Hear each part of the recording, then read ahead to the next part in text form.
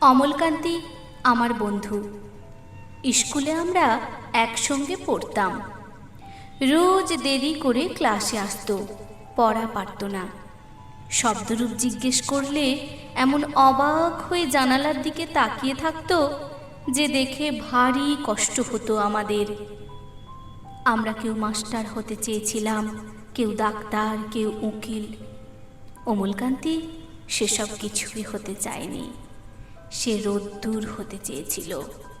ক্ষান্ত বর্ষণ, কাকডাকা বিকেলের সেই লাজুক রোদ্দুর, জাম আর জামরুলের পাতায় যা নাকি অল্প একটু হাসির মতো লেগে থাকে। আমরা কেউ মাস্টার হয়েছি, কেউ ডাক্তার, কেউ উকিল। অমলকান্তি রোদ্দুর হতে পারেনি। সে এখন অন্ধকার একটা ছাপাখানায় কাজ করে। মাঝে মধ্যে আমার সঙ্গে দেখা করতে আসে, চা খায়, এটা ওটা গল্প করে, তারপর বলে, উঠি তাহলে। আমি ওকে দরজা পর্যন্ত এগিয়ে দিয়ে আসি। আমাদের মধ্যে যে এখন মাস্টারি করে, অনায়াসে সে ডাক্তার হতে পারত। যে ডাক্তার হতে চেয়েছিল, উকিল হলে তার এমন কিছু ক্ষতি হতো না।